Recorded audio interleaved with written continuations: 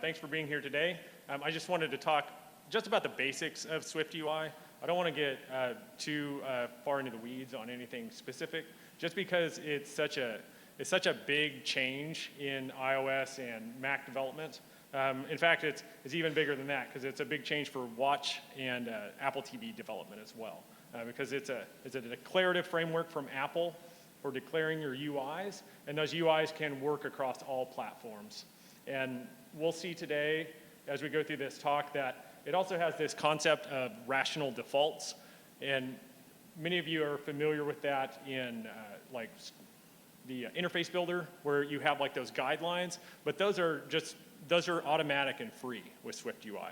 And other things like accessibility is also effectively just comes along for the ride for free, and you don't have to do much work to get that functionality. Here's a roadmap of what we'll talk about today. You can see we're on the roadmap right now. And we'll lightly cover Swift 5.1 changes. Some of these I don't even think are like actual proposals yet, but they are. I think we can assume that these are going to happen. And we'll just cover those briefly so that we can use them as we cover views, stacks, modifiers. We'll talk about composing smaller views into larger views. We'll talk just very briefly about data flow. I keep trying to talk people into doing a talk on Combine sometime in the future, because I don't want to do it. And then we'll talk a little bit about navigation containers. And then I think Tyler had a great question last time on animation in SwiftUI, so I was sure to add that to this talk. And then none of this is really useful if you can't integrate it with a UIKit app, at least not for most of us in our day jobs, right? So we'll talk about that as well. And then just very briefly about playgrounds, a little bit about logistics, and then just some of my thoughts on adopting new frameworks, and just pushing back a little bit on some of the stuff that people say on Twitter and Reddit. So Swift 5.1, these are some changes that they're important for what we talk about today. So we have these property wrappers. I'm just going to talk about one property wrapper today. I will mention some of the others by name, but I'm not going to get into them. I'm still a little confused on how all of it comes together and needs to be used. But we will use the state property wrapper in order to define state for our views. And you'll see that in some of these examples. And that's something that the SwiftUI framework will manage for us. You'll also notice that there's not a lot of return statements. I think there's one return statement in all my example code. So if it's a single line of code, which many of these are, like they'll be broken out on multiple lines, you can have an implicit return. And then you'll also notice this sum keyword. And that sum keyword is, that's just indicating that instead of getting back a specific type of view that we're returning, you'll be getting a generic view. So not the concrete type, but the abstract view. And then we'll talk a little bit about function builders and how we can use those to modify these views. So here's a basic view. There's no storyboard or zib backing this. So there's no XML that's going to jump up and get you on a pull request or like a merge. There's no situation where there's going to be like where you're blocked by a teammate still working on that storyboard. Let's just talk about the structure of this view. So we see we have a struct, and it's named content view. We have to have one struct named content view, and it conforms to this view protocol, and that view protocol requires that we have a body, and that we return a body. And you'll note that that body, it also conforms to view. So we can infer from that this text, hello SwiftUI, that is in fact another struct that conforms to view and returns a body as well. We can only return one view per body, and body is to my knowledge, it's the only thing we need in there to conform to. If we want to compose views, we have some tools for that, and I've kind of found that you can put multiple views in there without getting errors for a while. And I don't know, but I suspect those are getting compacted down into a single view when they're returned for you. So views are just structs. They define or declare UI. you have to conform to that view, and then the body must conform to the view, and then we have to return just one element or view.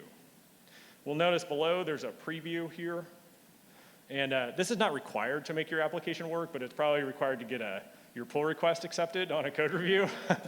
So you need at least that. I actually renamed that to content view earlier, but apparently my notes did not sync.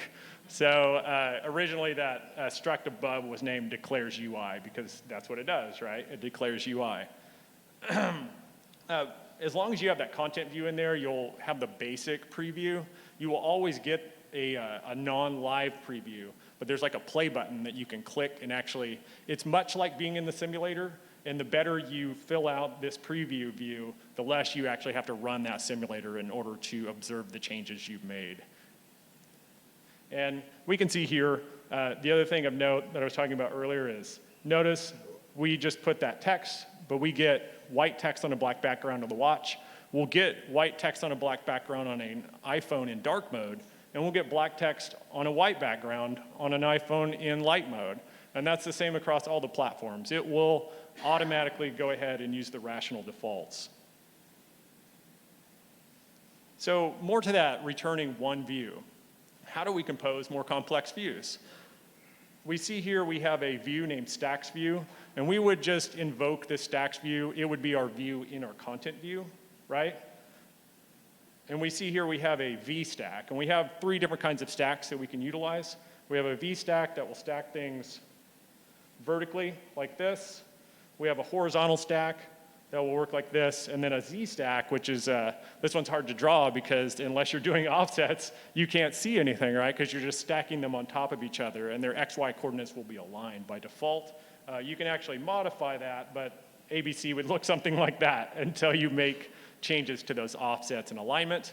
You can use that to great effect for, say, some 3D, pseudo 3D, and I suppose it's actually really 3D, right? We also have some other tools for layout. If you've done any WatchKit work, this will seem very, very familiar because we have these concept of groups. We've all used spacers and dividers in Interface Builder as well, but you can just, it'll put a little line in between, and it will be a default white color or whatever the foreground color is. Let's talk about the builder pattern and modifiers. This is one of the newer things that they introduced. It would actually be pretty verbose to modify any of these views if we had to write out the function builder each time in order to modify it. But fortunately we don't. We get this dot syntax. So we see we have this content view.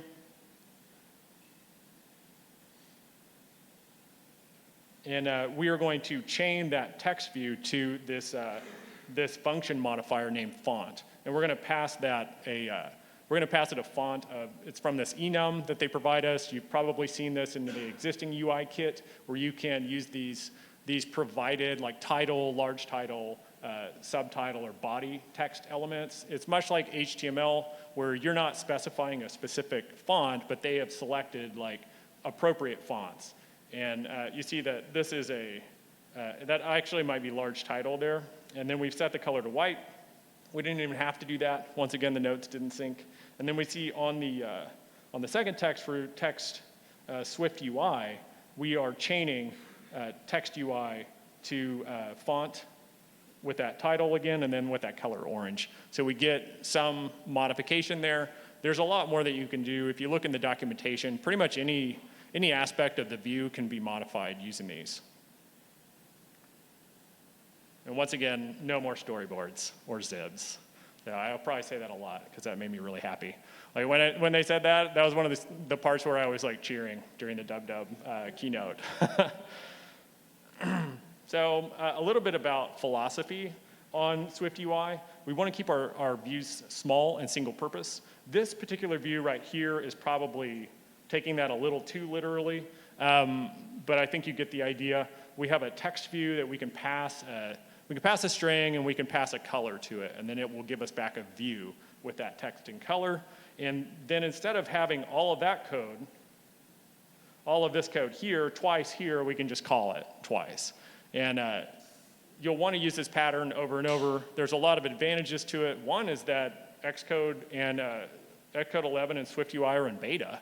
And when you get if you get a really big view built out, it becomes this kind of pyramid of doom. And then as soon as something goes wrong, you will see an error, but that error will not be anywhere near where you've actually made the mistake. So figuring out what you did wrong is really, it's kind of like you're just hitting Command Z. So if you break those views up, it'll make it much easier to debug these views. Hopefully, once we all get a feel for how to break these up, we will have very composable views that we can just reuse over and over. And the other thing to note is that you want to function on how it works, not how it looks. So I think it's very easy, especially with something like this, to go full bore and start modifying the way everything looks. But keep in mind that would it not be better to have views that look good across all platforms? And then as you find that more and more apps maybe start to look the same and you want to differentiate your app, then start digging in and start making those modifications to get a unique look, if that's what you think you need, or if you want it to reflect your brand better. Data flow, this is the one that I was like, man, I don't even want to talk about this. Because Combine, it's Apple's functional reactive programming framework. There's just a lot of concepts to learn on this, and I'm a little familiar with it, but it's not something I use day to day. So any volunteers on giving a talk, that would be great on this topic. But we have a number of tools that they gave us with Combine, and some of which changed pretty significantly, like on Tuesday, whenever they did the last beta. So we'll just talk about state. I don't want to talk about any of these other ones today. We'll just ignore those. And we see we have a struct here. I've omitted this struct part and just gave you the internals. And we see that we have a private property that is a state, and that's going to track the state for our view. It's a Boolean. We set it to true, and then here we have a toggle switch. And there's another thing I'm glad they renamed, because it is good for autocomplete. Instead of getting a switch statement, you get a toggle switch. And then we bind that isLocal variable to that property. And then, is that? Okay, good, it is playing. I was like, I can't tell if the videos are playing. So we see that it changes the state of the text whenever we do that. And I think you can probably extrapolate that there's a lot more than we can do than making just a simple toggle switch. I've also kind of snuck another a container in there, which is the list view. And that's kind of the corollary to a UI table view.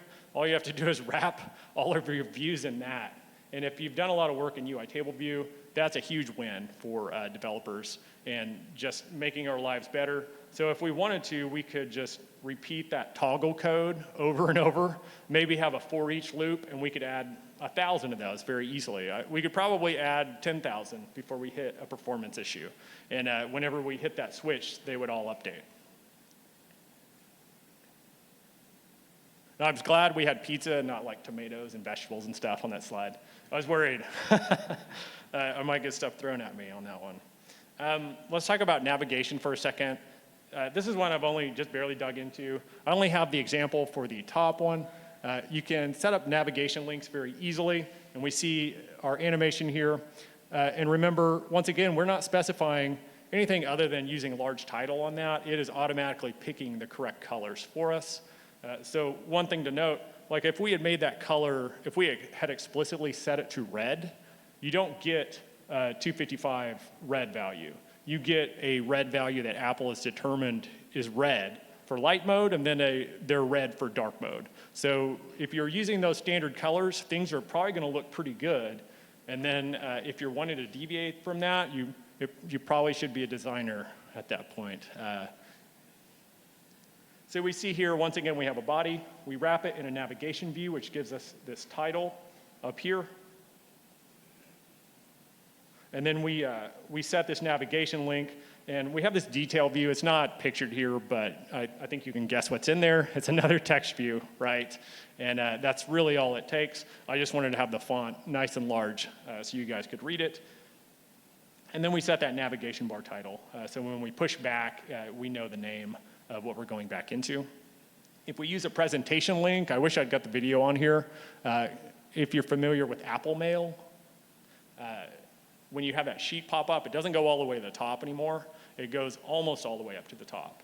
And you'll just get a blank sheet with that. You'll have to add, you'll have to start decorating that. Use those function builders to have like a cancel button on there.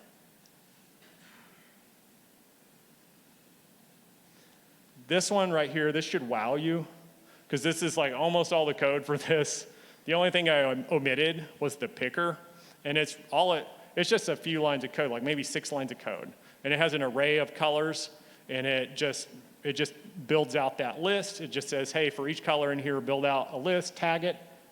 And if you've ever built like a form builder using UI table view, this is huge. So if you need like dynamic interfaces, this is another part where I was probably scaring the dog, so I was like yelling at the TV. I was extremely excited when I saw this, and I think everyone else should be too.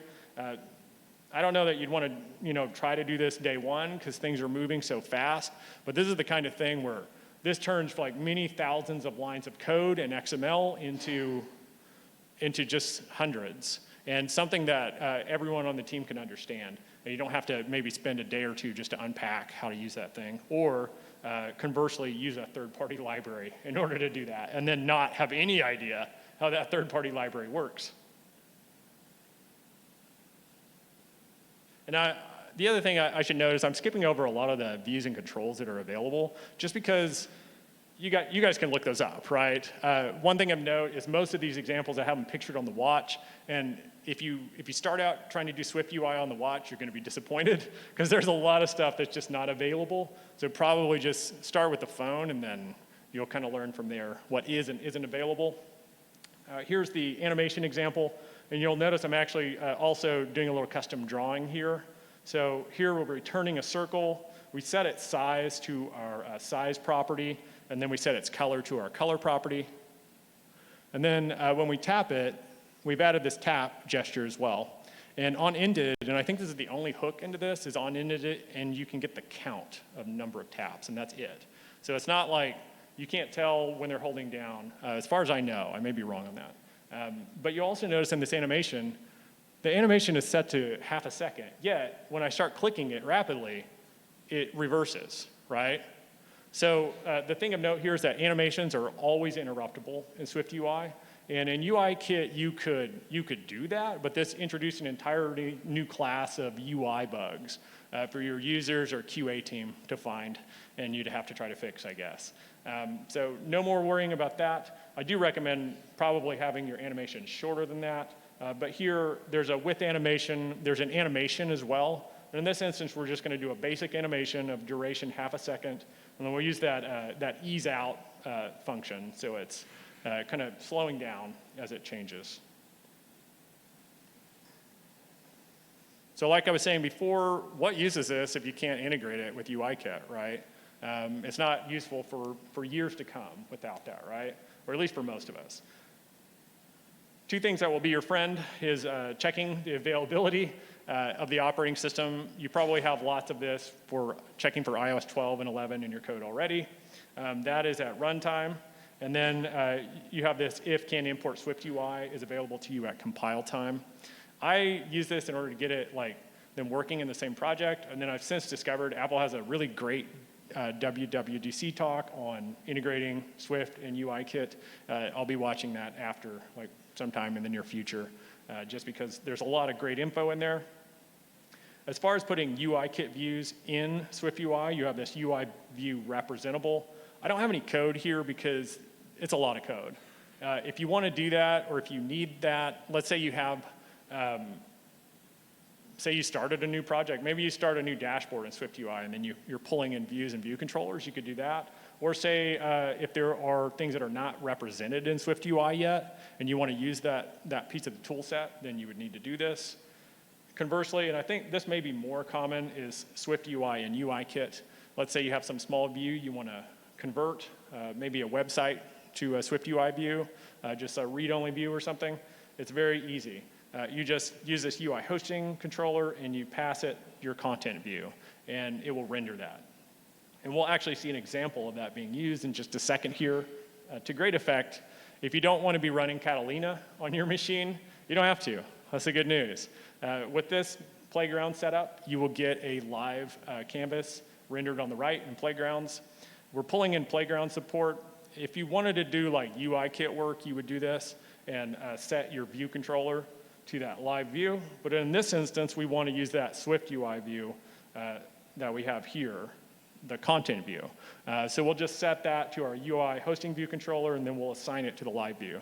And that will give us a mostly live view. I found I have to click play a lot to get things to work, but that's fine. It's still much better than rebooting my computer. As far as logistics are concerned, you really are better off if you're really trying to get serious. You'll want to be on Catalina. You'll obviously need to be running Xcode 11. All of your targets are in beta right now, so that's take that into consideration, and will be until September or October, whenever that happens. If you do want to install Catalina on your computer, when you go into disk utility, just make sure you have a backup, first of all, but then don't add a partition, add a volume. And that's a non-destructive feature. It'll take like 5 seconds is what it took on mine. And then I was able to install Mojave on there. And then using your developer cert, you can upgrade that Mojave instance to Catalina. And then you're off and running. I would recommend probably not connecting to your iCloud account, which means not even logging. Don't even connect it to your current user folder. Just create a new user and then have some shared folder that you use to pass data back and forth, at least until some of these iCloud issues are sorted out. And I think I'd actually swapped these slides, but once again, the notes didn't update. But I wanted to talk about reasons not to adopt SwiftUI soon, and then reasons to do so maybe. And here's the adoption curve for iOS 12 from Mixpanel. And we can see in August of 2018, that's beta, right? So there's maybe like 8% of people are on iOS 10 or below. And then when it goes public, we see it very rapidly goes up. And by the next month, we've reached an inflection point where there are as many iOS 12 users as iOS 11 users. And then, as we go further along, we get that, and this is a good word to use with business people, is the Pareto principle. We hit that 80% mark where 80% of the users are on iOS 12 at that point. So any feature that you wanted to use that was iOS 12 only, say you want to build out a new feature, that would work for 80% of your user base. And then we go along to today, we're at like 92%. So what we're talking about is like 12% of users will have to wait however long that is, like 7 months, 7 to 8 months to have that feature.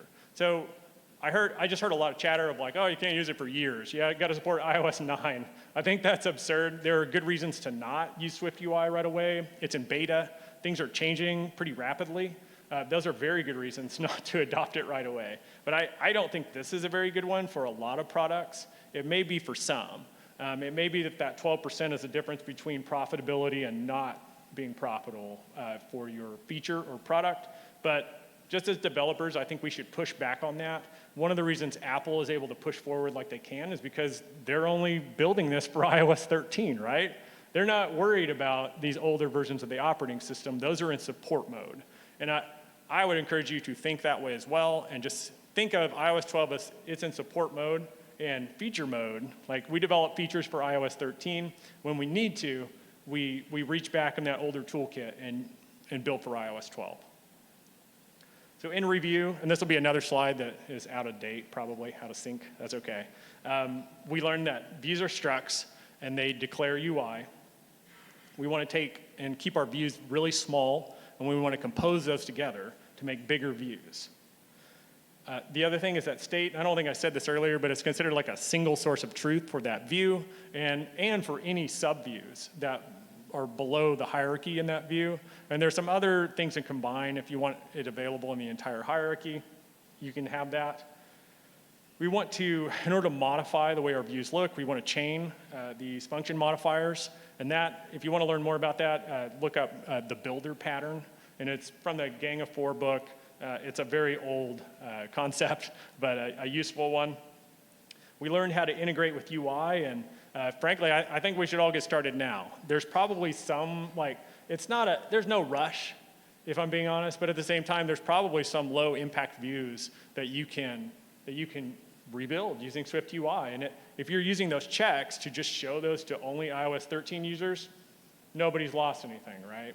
And then at that point, your team is up and running and wrapping their heads around this new API and getting ready for the future. I'll go ahead and open it up for questions. I just have a couple of resources here. Obviously, WWDC, and then that gosh darn SwiftUI.com. I think it's a really good reference. It's probably out of date as of Tuesday, but they seem to be updating it nicely, and there's not a lot of discoverability on SwiftUI in Xcode, and this gives you that. So you'll be able to copy and paste a lot of code and get up and running in Playgrounds much faster. So thank you, and I'll open it up, and I'll try to repeat any questions that people have, assuming I can answer the question. Okay, there's a mic. Cool.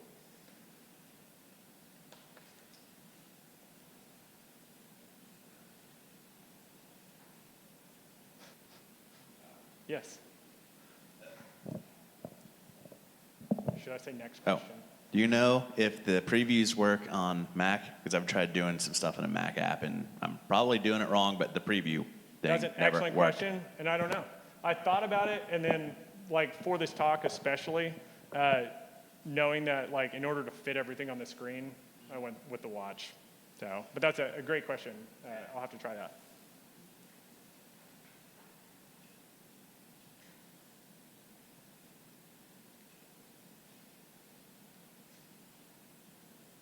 Okay.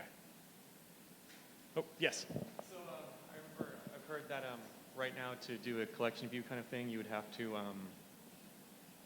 use a UI collection view and put it in a SwiftUI structure. But from what you've seen so far, do you think this is one of those things where Apple will, like, each year bring in more kind of native SwiftUI concepts to represent those UI kit kind of things? Yes, the question was, if I understand it, it's like, I forgot to mention these things I had in my notes, but like UI collection views missing. There's some other stuff, like I think like toolbars missing, kind of weird stuff. Yeah, and the question was, do you think Apple will have corollaries for this in SwiftUI? And I think the answer is yes, probably so. I guess we can't rely on that because we don't, it's completely opaque. But I would be very surprised if we don't see some equivalent on iOS 14 or perhaps later. That said, I think a lot of times people could probably rethink how they're building out what they're building, and this, like the list view with SwiftUI would probably be fine for replacing what they're doing. Obviously, there are exceptions to that.